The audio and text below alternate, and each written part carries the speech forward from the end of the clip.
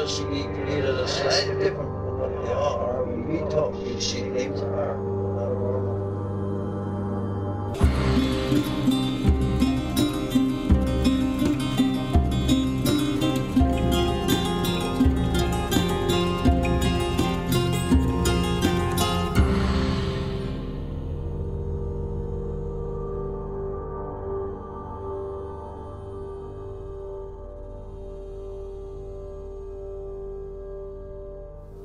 Welcome to Strange Familiars. How you doing, Alison? I'm doing well. Oh, I'm going to do a little forgotten history show tonight with a local flavor. So it's got to be what? Potatoes and salt. Horseradish if you're lucky. Yeah, if you're really lucky. If you're feeling spicy. Mm-hmm. Pepper. Vinegar. Oh, I could go for some pot pie with vinegar on it. You should make us that. That's good. Yes, chicken pot pie. The up here variety. Yeah. Which, as we've said before on the podcast, there's no pie to it. Mm-mm. Very deceiving name. No, it's the anglicized German. Before anyone writes it, it's the anglicized German bot boy, I think it was. Yeah. That became pot pie, just whispering down the lane. So it is not, in fact, like the pot pie my mother used to make. Which honestly sounds really good. I think...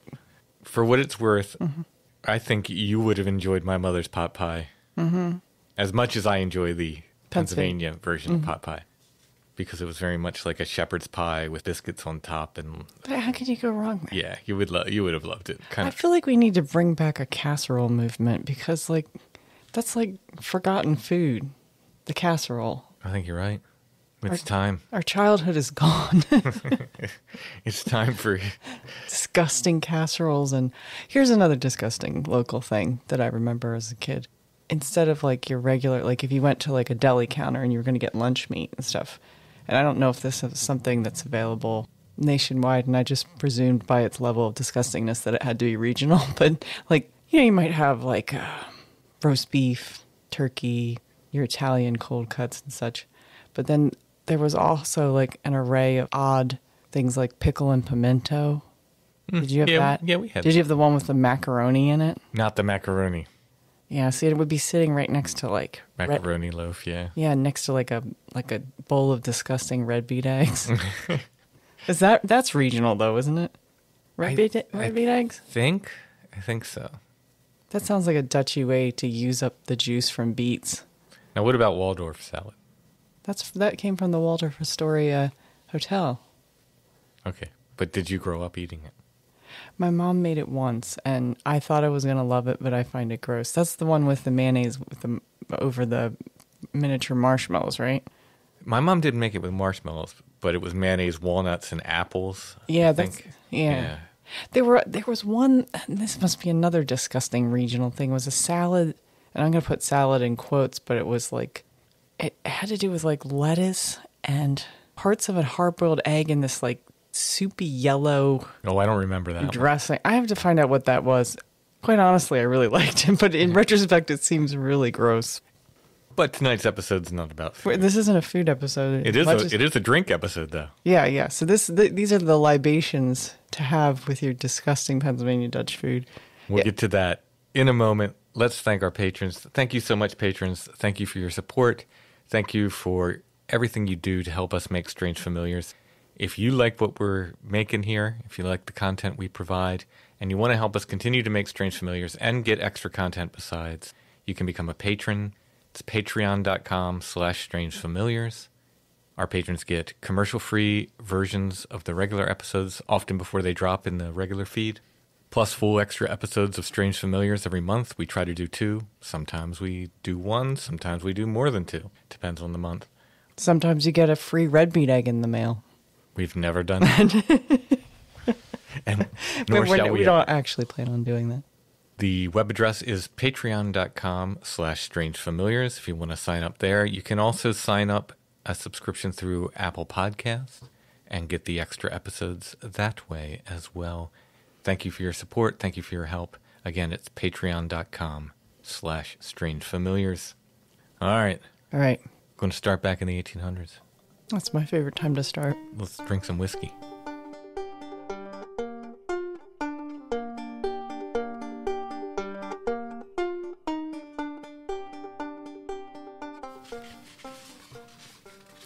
It helps if you start on the first page of your outline. Yeah. Glen Rock, Pennsylvania holds a special place in my heart. It's the first place I lived in Pennsylvania. I quite love that town. Some of the aspects associated with it sometimes, maybe not so much. Yes. But that might be any small town in America, really. I do think that's true. And maybe it's the very aspect of being able to know your neighbors on any level that makes you realize there's certain people you don't want to be with. Yeah. It's this wonderful little town, kind of nestled in a valley. I guess it was originally called Roxing Glen, which makes sense if you're there. A lot of very rocky kind of place. The Cador's Creek cuts right through the middle of town, which, kind of causes this valley, and the town is kind of built up on either side of the slopes of the valley of the Cador's Creek there. Outside of Glen Rock, Pennsylvania, there used to be a tall brick smokestack, and it was labeled in white bricks, had the name Foust on it. We used to use this as a landmark if we were giving people directions to our house. Big, tall, just in the middle of the country, this big smokestack. Interestingly, that smokestack was never used.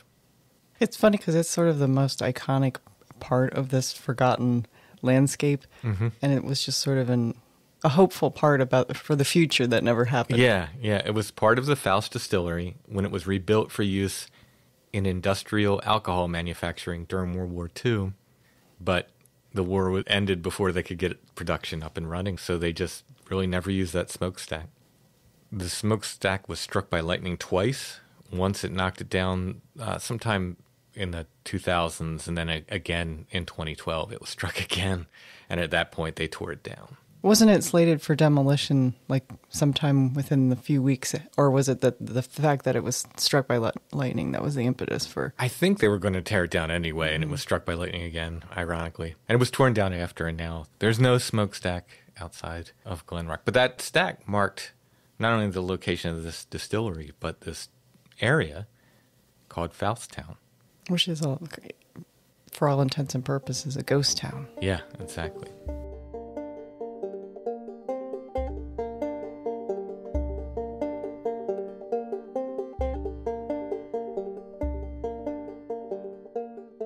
John S. Foust established a distillery in a little hollow outside of Glen Rock, Pennsylvania in 1840.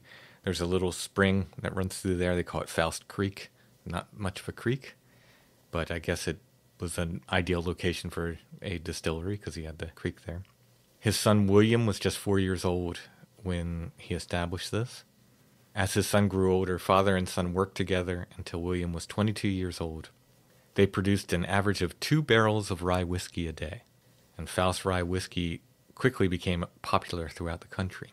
Most of their product was taken to Baltimore in horse-drawn wagons. As the business increased, these wagons would carry 150-gallon hogshead barrels of whiskey from Fousttown, Glen Rock to Baltimore on the York Road, what is now York Road, what they would have called the Susquehanna Trail. You think about that, 150-gallon barrels. How heavy must they have been? That's a lot of whiskey.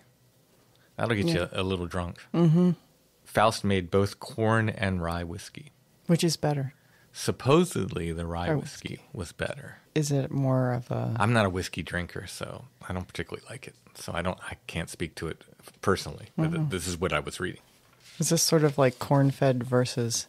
Grass-fed beef? Is it the equivalent? I don't know. When William Foust turned 22, he rebuilt his father's still. And he had, they said, like a mind for business that his father didn't have.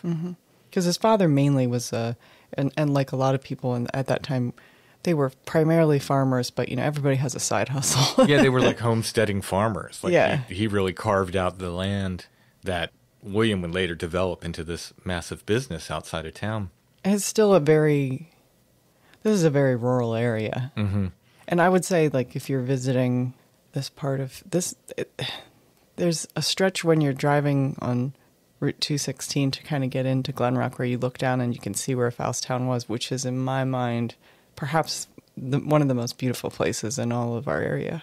It's beautiful scenery. You look and you actually literally see the Seven Valleys, where Seven Valleys, the town adjoining it, is named after. It's just these rolling hills that completely look like the places where all of these Swiss German people would have come from. Yeah. I can see where it would look like home. William Foust increased production to 3,000 barrels per year by 1907. So they went from 2 barrels a day to 3,000 barrels a year. I mean, quick math, that's like 5 times what his dad did, right? Mm-hmm. Yeah. They said that in the 1800s, before you needed a liquor license or anything, most of these farmers around here would run a still and, make whiskey to sell or For home use. At least for themselves, yeah. William gets this idea to sort of build up the area around the distillery. He builds a general store and a retail liquor store. In the 1880s, he began adding other buildings and purchasing any kind of new machinery or inventions for distilling. He was kind of on the cutting edge. He was like just anything that could help him with his business. And then he builds this village around the distillery, and it becomes known as Foustown. I think it's probably a pretty smart move because most of your workers can kind of live right there. Yeah, yeah. I mean, it's a model that becomes used by other people during the Industrial Revolution of like people living in manufactured housing made by their employers, and you buy your stuff at the company store. Mm-hmm. He builds a grain elevator, several warehouses. One was large enough to hold 3,500 barrels. I'm not sure if these are the 150-gallon barrels or the normal-sized barrels. Another of these warehouses was large enough to hold 5,000 barrels of whiskey. They're knocking out production. Mm-hmm. It's helping the entire town. Oh, yeah. If all of a sudden you have another major employee site. The main warehouse, they said, was 6 stories high. So you can see it on the old photos. Yeah, pretty massive complex they're building here. And they had a hotel, right? Mm-hmm. Yeah, he builds a hotel. Because there's a huge like ornamental fountain, so they wanted it to look pretty. I mean, they picked a beautiful location. Yeah. If you drive through it now, and there's the old Foust homestead is still there, so you can see where I guess where Billy and his family, successive generations lived. Yes. It's a beautiful home. I can only imagine what it looked like when the business was in production and the fountain was going, and it was just like a bustling little area. Yeah, especially given that in the Victorian age, everything was designed. You know what I mean? Like your industrial machinery had a design to it. It looked beautiful, a lot of it. Yeah, it was like purposeful but beautiful too. Like that William Morris maxim about like don't have anything in your home that isn't useful or beautiful. It's like it was like an extension of that. I bought like an antique planer, and it's made out of iron, and it has this ornamental part on it. It just looks beautiful. Yeah, it's like this attention to detail, and that just as the growth of capitalism and its sort of unceasing rise towards productivity, it's given way to a lack of beauty. Yeah, if a plain box will do, why make an ornamental box? Yeah. All of these buildings were heated by steam, which was pretty interesting at the time. They were producing steam. They were just using it to heat the building. They used rye and barley. Some of it was obtained from local farmers, but he had to pay more for it from local farmers. So a lot of it was imported from as far away as Milwaukee. It was cheaper to have people in wagons bring rye from train at this point, I guess, Yeah. Yeah. Foust Springfield Copper Distilled Pure Rye Whiskey was in great demand throughout Pennsylvania, Maryland, West Virginia, Virginia, New York, New England. It even made its way into the southern states and the western states. So I guess it was competing with Jack Daniels. Foust collectibles they're very collectible. Yeah, they made some really neat decanters. And figural decanters that are in the shape of like pretzels and different kinds of food. Pickles and stuff. Yeah. There's an aesthetic to it, like to the whole look of the Foust Distillery. For folks who are not from this area, if you ever pick up Foust Distillery stuff, send it to us. We'll sell it for a bunch of money, and we'll split the money with you because it's worth a lot here. Yeah, here it does go for a lot. When Foust stuff comes up at auction here, it goes for serious money. And from what I've seen from other bottle collectors, it's a pretty nationally known collectible, though. Mm-hmm. Well, they were a nationally known brand at the time. William Foust, as these sort of heads of business do, he became very involved in Glen Rock politics and local affairs of all sorts. Yeah, I had read an article about where they reference Billy and basically his money being able to control the newspaper, the Glen Rock Item, which then controlled who got coverage during political Interesting. Yeah, and he was a Republican, which, as we know, that meant something totally different in the 1800s than it does. Flipped, yeah. Kind of flipped, so he would have been... And you would have probably had to have been seen as, I'm trying to think of like the way that politics went. Although a lot of the more progressive people also at the same time, like the abolitionists, were also usually big in the temperance movement. So he is a bit of a political outlier, being progressive yet yet pro-drinking. Yet pro-drinking. I'm saying William Foust, Alison's saying Billy. That's because he's referred to both ways, depending on which articles you read. I like the idea of calling him Billy because, like, you know, it reminds me of Billy the Kid, or like so many of those sort of like wild personalities had these very juvenile names, and so William Foust had 4 sons who all took up the family business. They all went into. Well, why wouldn't you? Yeah, he kind of had an empire waiting for him. They also distilled a drink called barley malt, which was sold both as a drink and as medicine. And they said most first-class drugstores in the country carried the Foust barley malt. For what purpose you would be prescribed barley malt, I don't know. Well, hysteria. Yeah.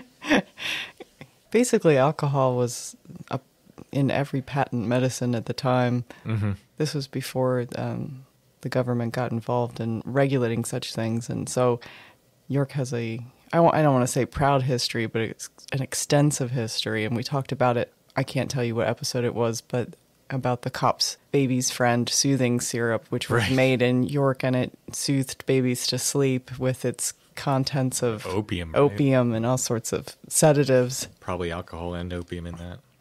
Mm-hmm. Oh, one thing I forgot to mention, I thought this was great. They had pigs around Foustown. Mm-hmm. That they would feed the leftover slosh from the after it had been distilled. Mm-hmm. So there's still alcohol in it. So basically they had constantly had drunk pigs in Foustown that would just roam around bumping into stuff because they're eating the mash. Mm-hmm. So it's like that episode of Always Sunny where they have the rum ham. Yeah. They have like pre-made rum hams. Basically. So a bunch of, I mean, I guess if you're going to run into like sort of a wild hog, you want it to be a little inebriated because. I mean, they weren't wild hogs, but they said they were just drunk hogs that they just fed on the leftover mash, and they just be running into the buildings and falling down all the time. So it seems both cruel and funny. A whole herd of drunk pigs just hanging out in Foustown. I really feel like that should have been like the school's mascot. And Glen Rock. Yeah. Like the drunk pig. Yeah. The Glen Rock inebriated hogs. I mean, it's actually less offensive than what the school's actual... Yeah, probably.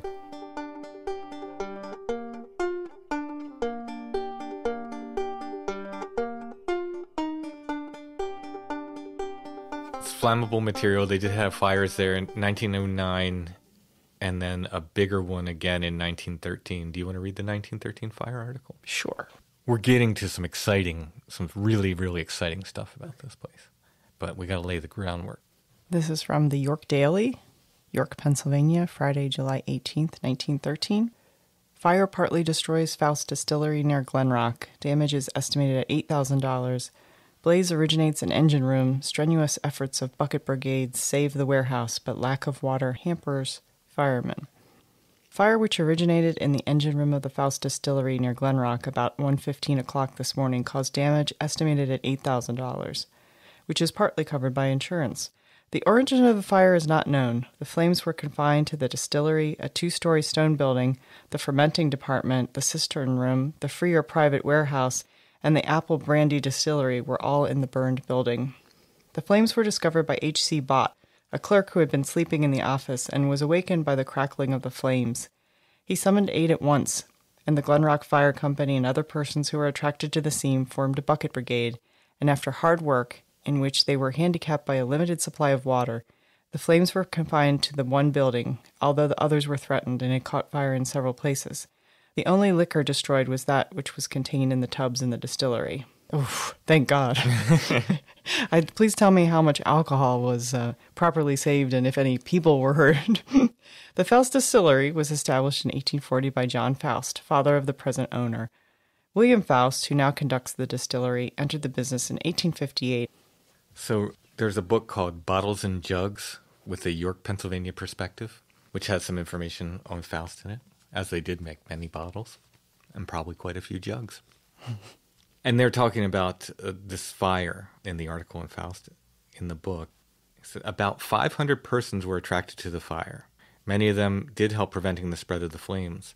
When the blaze was discovered, Harry Foust made a record run to Glen Rock in an automobile to give the alarm. Engineer Goodling at the Reed Machinery Plant blew the whistle on the engine and the bell on the fire company building, and more than 300 Glen Rockers hurried to the fire, about 50 going in autos.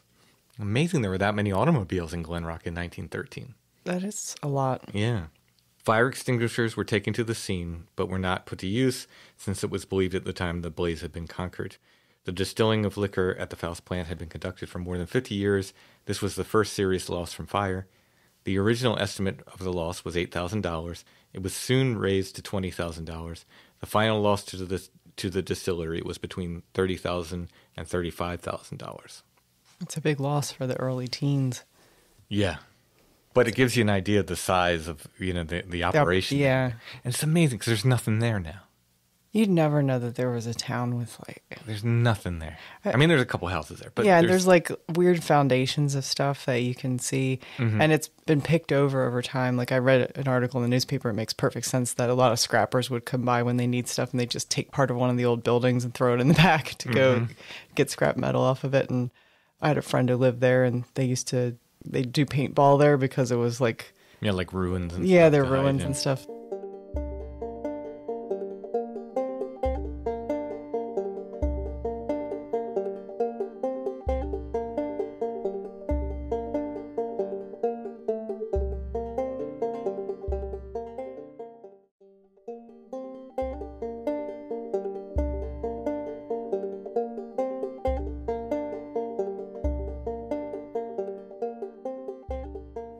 They kept producing whiskey there until Prohibition shut down the operation in 1920 with the Volstead Act. But they had these big warehouses. What are you going to do when your business is officially shut down from the government? Well, the town fell silent, they said. It just went from super busy town to nothing. Just fell silent. William's son, the Foust brothers, made a deal with a New Jersey film company for Foustown to become a movie set in the 1920s. No films were ever made, though. But these warehouses, everybody knew about these warehouses. They knew about Foust in the area. And there was probably stuff still left, right? They knew these warehouses were stocked full of whiskey. And this was too good to ignore. Because imagine how much money during Prohibition suddenly cases of whiskey is worth. Mm-hmm. This takes place in 1921. This is in the midst of Prohibition. Early on, right? Yeah. So did you write down the dates? Because I can never remember. 1920 is where Prohibition starts. And was it that day? Was it January 1st, 1920? It was in early January. I think it was January 16th or something. It was. I remember. Boardwalk Empire. Yeah, it was probably Boardwalk Empire the night before. They had a big Prohibition party, I think, in the first episode or something. They're having this big. Yeah, and you see what went from a legitimate business to quickly being entirely underground. Oh, yeah. Yeah, this is 1921. This is early into Prohibition. Foust becomes this sort of target. This is from the Evening Sun, Hanover, Pennsylvania, Friday, July 1st, 1921. Big whiskey plot unearthed at York. 3 men nabbed at Foust Distillery with counterfeit permits. Rudisill has a hand in the case. 4 federal charges were proffered yesterday against 3 men arrested at the Foust Distillery on Wednesday and lodged in the City Hall lockup at York under the greatest secrecy. The men are Robert R. Wilson, 27, William T. Edwards, 27, both of Philadelphia, and Martin McGrail, chauffeur of Tamaqua, and they are in jail in default of $25,000 each as bail for a hearing for liquor violations. $25,000 in the 20s sounds like an insane amount of bail. Mm-hmm. You'd have to be bootlegging liquor to afford that.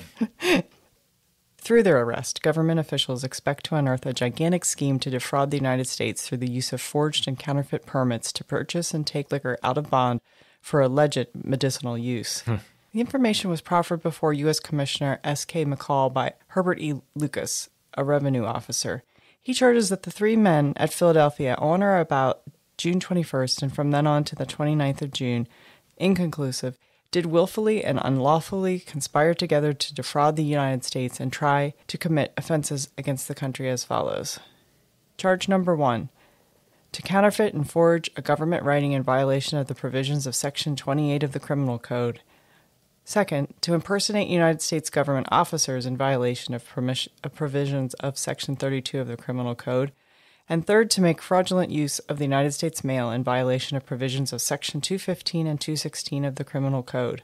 Fourth, to violate the provisions of the National Prohibition Act in attempting to procure intoxicating liqueurs by means of forged and counterfeit permits to purchase, all in violation of Sections 37 of the Criminal Code and contrary to the statutes of the United States in such cases provided.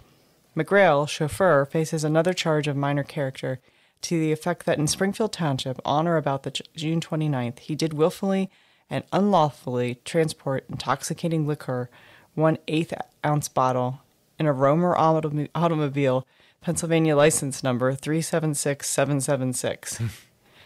The total bail of the three men was fixed at $76,000. Through their attorney, George Love, they waived a preliminary hearing, and Commissioner McCall fixed July 15th, 2 p.m. Standard Time for the hearing. It was intimated that this may possibly be transferred to Philadelphia, where it is claimed an alleged conspiracy against the United States government was planned. Prohibition Enforcement Officer Andrew Rudisil, who arrived in York from Harrisburg late yesterday morning with Harvey Smith, Deputy United States Marshal, made the information in the case of unlawfully transporting liquor. It is understood that the charge is purely technical in character and entered for the purpose of retaining the seized automobile in which the young men are said to have traveled. This is reported to be the property of one Cora Kearns of Tamaqua. It is of a sedan type said to be worth $4,750 and is now stored in a local garage. To recover this machine at the present time, Attorney Love was informed by Mr. Rudisil it will be necessary to post a bond amounting to twice the value of the car, pending disposition of the cast. Should the charge be sustained, the machine becomes the absolute property of the government. If the case is not gained, the machine is to be returned to the owner. While in some quarters a humorous aspect of the case is detected, intimation being that the three men were trying to obtain liquor for the Dempsey-Carpentier prize fight, government detectives who have been working on the proposition positively do not in any way minimize the seriousness of the charges.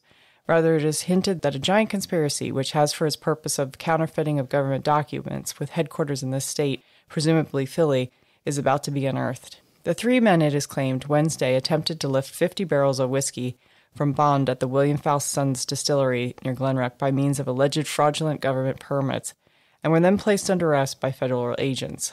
The three men, it is reported, entered the place and presented alleged counterfeits of the government certificates necessary to lift the whiskey. One of the men, it is charged, represented himself as a government agent.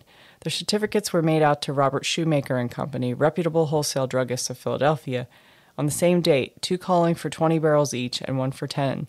The federal men were on hand at Foust when the youths attempted to carry out their plans and made the arrest. That's unfortunate. Yeah.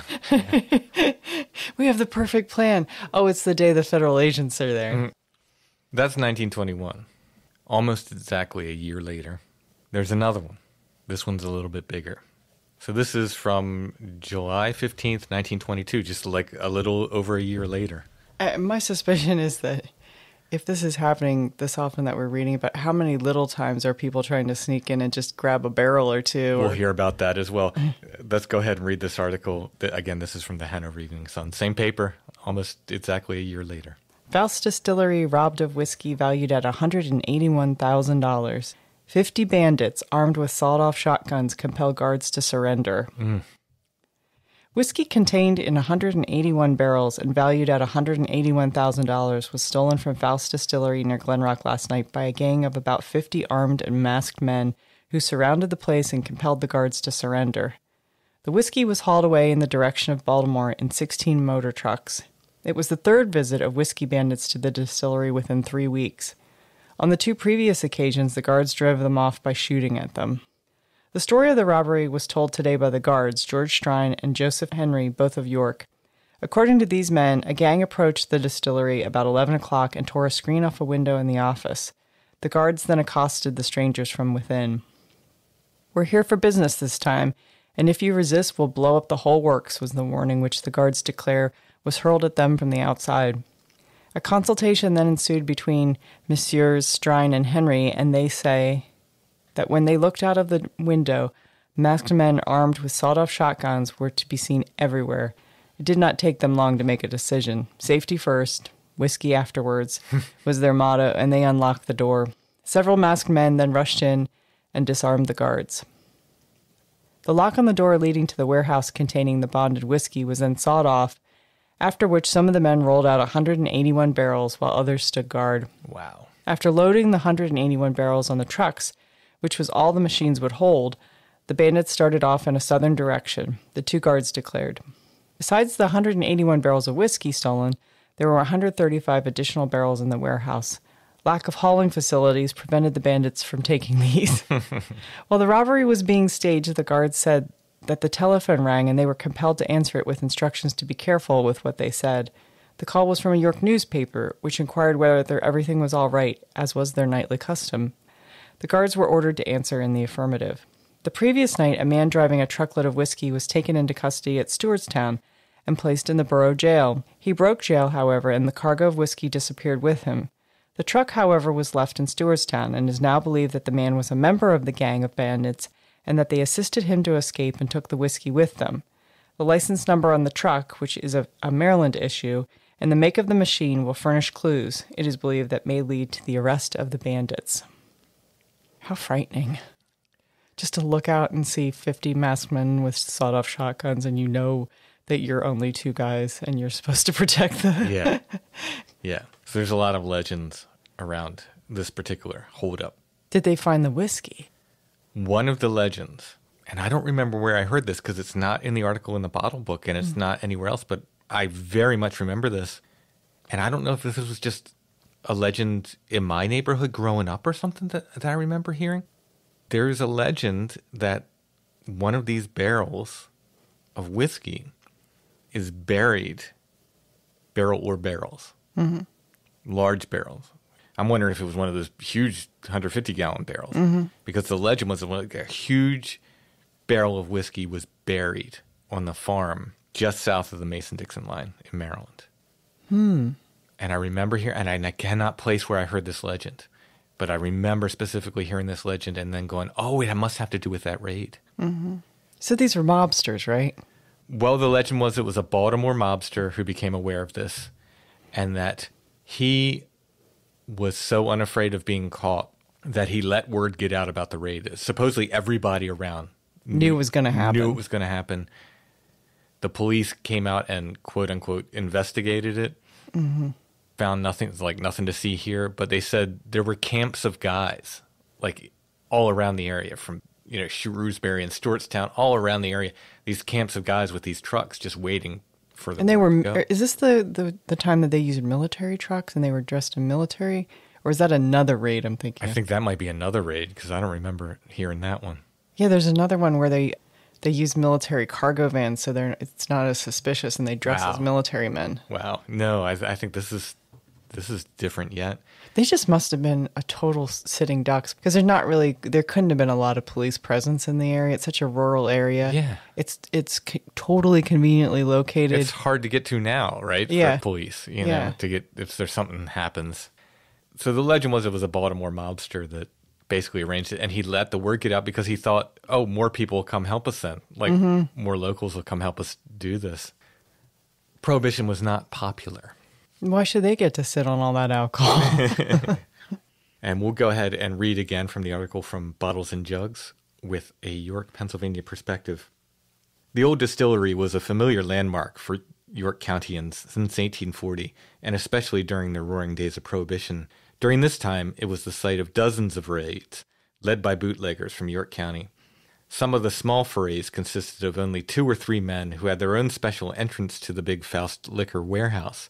The looting that everyone talked about was the big raid of 1921, when a gang, led by a Baltimore gangster, got away with almost 300 barrels of the best firewater the Foust family had ever made in pre-Prohibition days.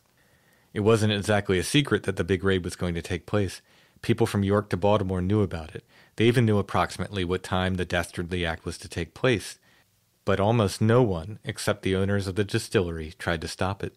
Harry Foust, nephew of Fred Foust, of William Foust's son's fame, reported that when they got wind of a raid on the warehouse had been planned, They notified almost every law enforcement officer in York County, from the local constable to the highest-ranking federal official, in an effort to get it stopped. Fred Foust said it may have been because the police were shorthanded at the time or any number of other reasons. Like they were in on the take, Yeah, of course. They don't want to mention that in this book. And we'll talk more about that as well. But they made a small investigation of the rumors and reported that they could find no grounds to fear a raid on the liquor warehouse from any source, and they dropped the whole matter right then and there. At the time, both Harry and Fred Foust believed that if there had been a more thorough investigation of the surrounding countryside, the officers would have found several camps of men, as well as huge enclosed trucks, here and there along the roads, which led from Stewartstown to Shrewsbury and along the York Road, currently known as the Susquehanna Trail. The law enforcement officers did, after all, come to grief. Over the past 75 years, the story of the big raid has taken on aspects of a folk story. It will probably go on forever. As the story goes, handed down by the old-timers in the area, the raid was masterminded by a Baltimore gangster who had connections in the Glen Rock area. He sat in his big easy chair in the Maryland city while his gangsters carried out his orders here. Trucks were procured and both drivers and helpers were recruited from both Maryland and Pennsylvania. For a week or more, the raiding party camped out along the back roads. The word began to spread, which is what the big boss wanted. He felt they would get more help that way. On the first Friday of March 1921, that date isn't accurate. Yeah. Yeah. The party began to move over the various roads leading to the distillery. Everything was planned perfectly, and the raiders were congratulating themselves on the smoothness of the operation. Things were working out exactly as the big shot in Baltimore had planned it. This initial success was short-lived, as the leaders of the raid received word that one of their large vans had broken down near Stewartstown and was hauled to a local garage to undergo repairs. See, I wonder if this is that part of the story you read about the other truck. Yeah, they're kind of conflating. I think because this happened with such regularity that like probably the legend gets changed. Exactly. Or morphed into one legend of 50 different incidences. Not wanting to lose even one truckload of whiskey, the leaders called a halt to Operation Whiskey and rescheduled the raid for the next night. Oscar Stoner was the York detective who trailed the gang to their hideout in a big barn near the Maryland line and captured them and part of the loot. However, records didn't indicate if the whiskey made it back to Billy's warehouse. I bet Oscar Stoner sold some of that. Fred Foust, in speaking of the aftermath of the raid, said the government never did recover all of the whiskey, which was taken by the gang. The rumor of the time was that many of the big barrels were buried. Okay, maybe that is where you... Foust said the government made the Foust family pay more than $12,000 in taxes on the stolen liquor. They hired a lawyer and brought action against the government to recover the money. They won the case, but had to spend about $2,500 in attorney fees to do so. So, yeah, lots of things were happening there. Like you said, there's little local raids that are going on. They said these guys had a way into the warehouse. They just would, kind of go in behind these bushes and take out one or two barrels at a time. Plus, I'm sure there were plenty of people who worked there who were easily bribed. Totally on. I mean, at this point... So another article you read suggested that there wasn't any liquor in those barrels after all, that it had been replaced with water. I think that's total hokum. Yeah, I think that was something that the Foust company wanted everyone to think. Either that, it was a plant basically saying, look, there's no more liquor left. There's just water here now. Or it really was replaced with water because either the employees were selling it on the down low, or honestly, when the cops came in and they're like, well, we don't know what happened to it. They're selling it. Yeah. They're selling it. There was so much money in it back then. They were selling it too. I think everybody was using this warehouse basically as a bank account at this point.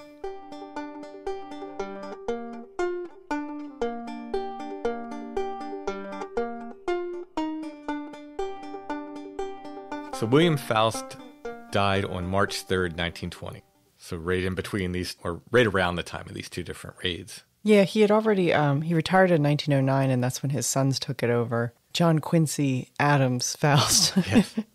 Supposedly, William Foust was having a drink of Foust whiskey at the time, and someone said to him, hey, that's against the Volstead Act, because Prohibition had already passed.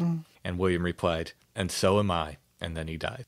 Oh, that's a lovely idea. Yeah. Sure, it's not true at all, but... They tried various times to get the business up and running. For a while, a Westminster, Maryland distillery was using just the bottle works. They were just having their stuff bottled there. Other people tried to take over. And they had actually worked with the government later on after Prohibition. Well, they tried to in World War II, but they never got it up and running. That's what that smokestack was. But they sold the liquor to the state stores, it said, in the 30s. That was after it was bought. They were still using the Foust name, but it was bought by other people. Oh, okay. And they made a run at it for a while, and then there was a whole succession of people that made a run at it. For a while, like the Foust name was being used by other distilleries in the area, just kind of making whiskey.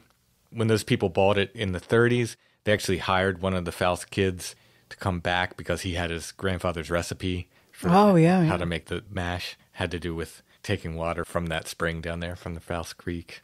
Oh. And mixing it in a... Back when it was probably pure and... Yeah, exactly. Not part of what later would become the Inky Stinky Cadorus. It went bankrupt sometime in the 50s, but I think they were still at least trying to make it work up until the 60s. When it makes sense because, and then everything just stopped. It just stopped again. Yeah. And everything just started to... There was no one there to keep up all the buildings, and they just started to go into disrepair and just... Mm-hmm. Now, some of the houses down there have been well kept the whole time. Oh, yeah. I'd love to live in Foustown. It's so pretty. It's such a pretty little hamlet there. It's beautiful. And if you're doing a day trip of, if you're going to go to Hex Hollow, if you're going to go to Raymire's Hollow, this is really close. Oh, yeah, it's pretty close. Yeah, all you have to do is, this is such a round here thing. Go to take 216 down to Potosi and then go over to Raymire's Hollow.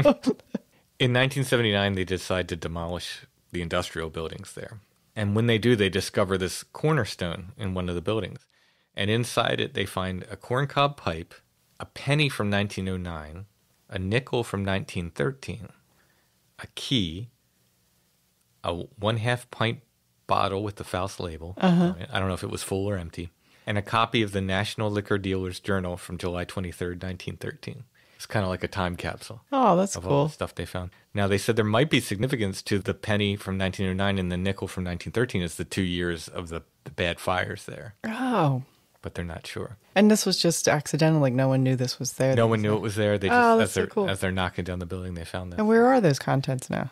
Your guess is as good as mine. I don't know. Does Glen Rock have any kind of historical society? Well, it's got the library. Yeah. Who knows? Maybe. Maybe it's there. We also referenced Glen Rock previously because in the episode where in the 70s my mom interviewed all the people about the powwowing tradition in York County, they were all in the Glen Rock. Mm-hmm. Was it the fire hall? Where the community center. The community center. It was a time when the old people were gathering together. Yeah. They're probably Which was still there when we lived there. I don't know if it is anymore. But... The community center? Yeah. I don't remember where that was. So here's the library. Yeah. Here's the railroad tracks. Yeah. It was around here, across from the Glen Rock Mill. Oh, okay. Yeah. Yeah, now there's an area, there's a cool park called Ruins Park. Ruins Park, yeah. Yeah, it used to just be ruins. There was, I have Alice Gerard, the old-time singer. I think it was her.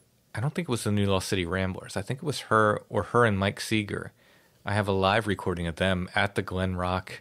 Well, didn't Mike Seeger... Senior Center. They lived in Glen Rock for a while. They lived right outside of Glen Rock. Yeah, this is Pete Seeger's brother, who was also a folk musician. One of the other New Lost City Ramblers lived outside of Red Line. So, yeah, they used to kind of inhabit this area. Yeah, that's the thing when you learn about history. Why was my area so much cooler before I lived here? That happens with York, too, where I'm man, York in the 1850s would have been amazing. Yeah, even York, at different times, York had more things going on. I think it's a matter of there's always something going on everywhere if you look. Yeah.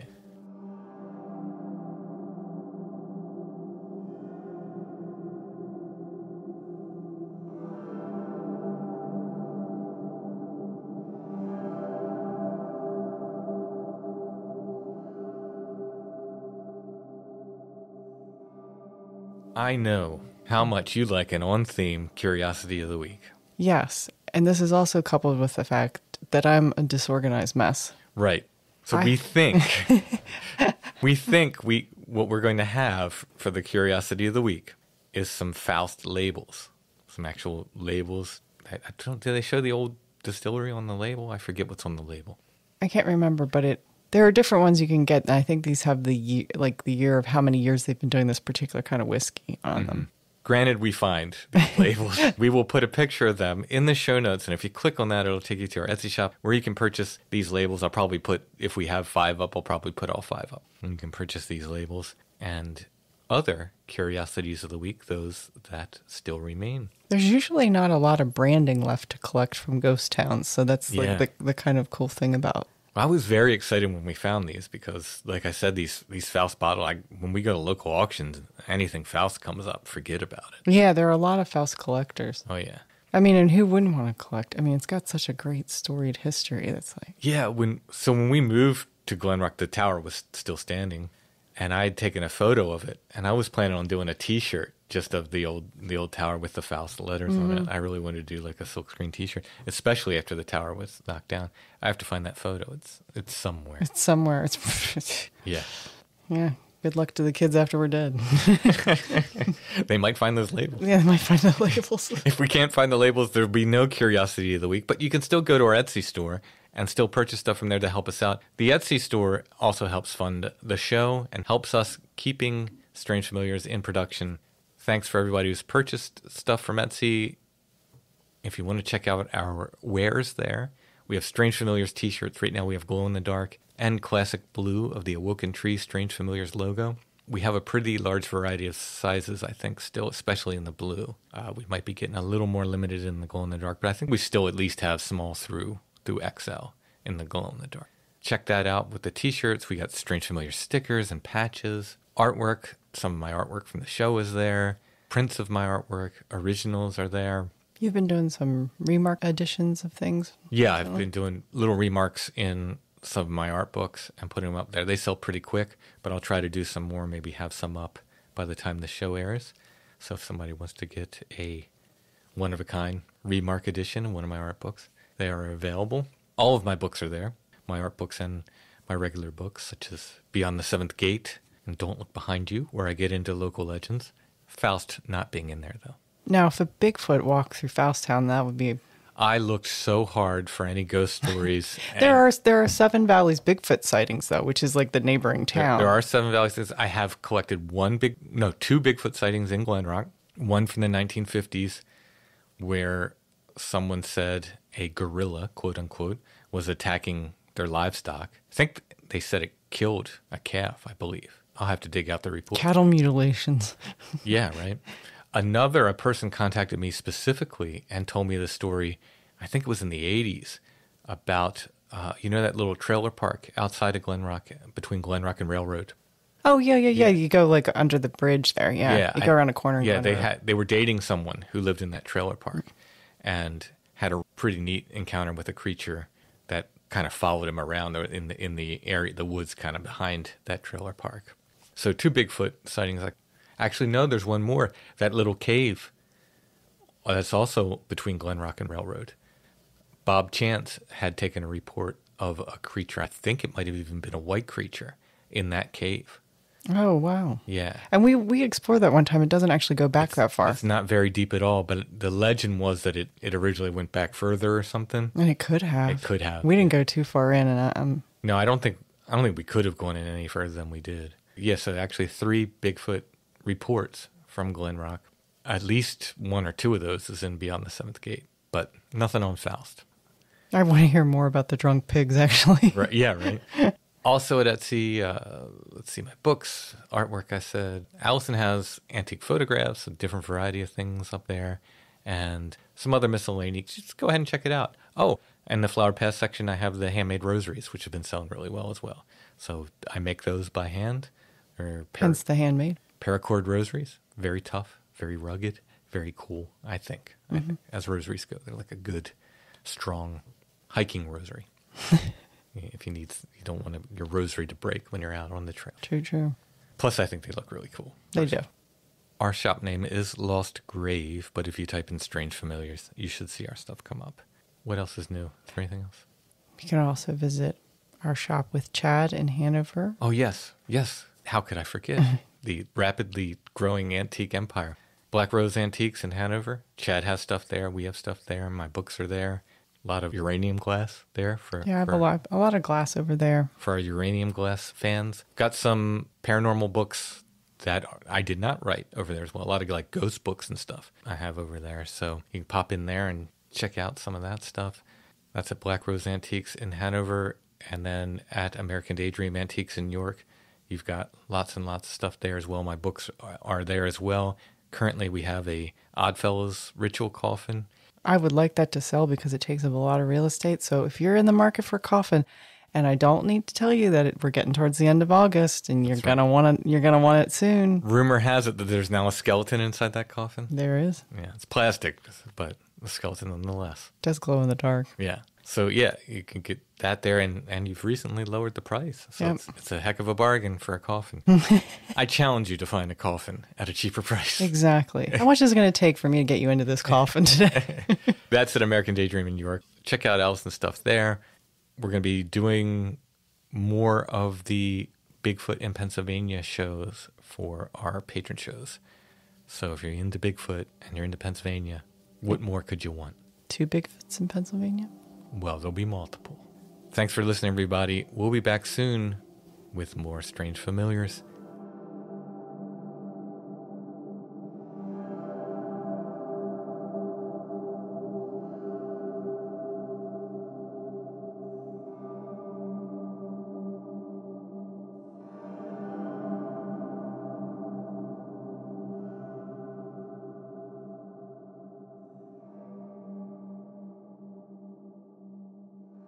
Strange Familiars is a production of Dark Holler Arts, music, books, art, podcasts, and more.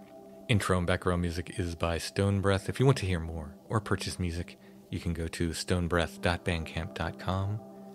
We also have the new Stone Breath album, Grays and Orphans, there, which has the theme to Strange Familiars, the full theme. You get the full, you only hear a snippet of it at the beginning, even when I play the longer version sometimes. It's just part of it. You get the full Strange Familiars theme, which is called Gray 1. Along with 2 other instrumentals in the same vein, Gray 2 and Gray 3. Some unreleased tracks from Stone Breath and other projects I've done. That's Grays and Orphans. Entity Drift is available again as a CD. That's all the ambient music I made for Strange Familiars. So you can pick those up at the Stone Breath Bandcamp page. You can also find some of my books there as well. Elzic's Farewell, the new art book, etc. stonebreath.bandcamp.com.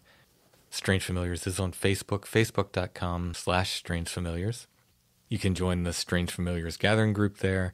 We're on Instagram at Strange Familiars. Give us a follow. Like every single one of our posts. And we're on the web at strangefamiliars.com.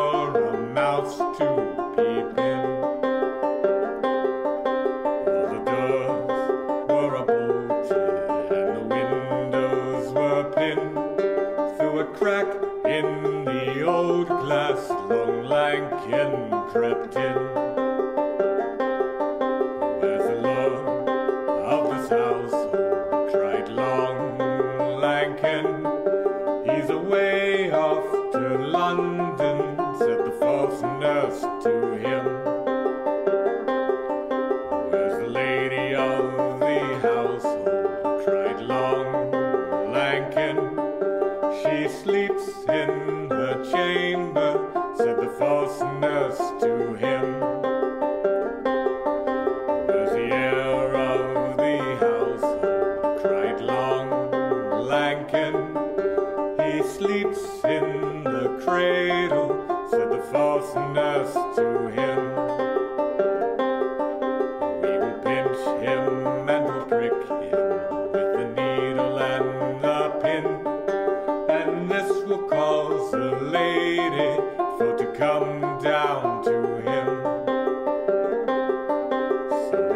pierced him and they pricked him with the needle and the pin. The false nurse held a basin for the blood to drip in. Oh, nurse, how you slumber, oh, nurse, how you sleep.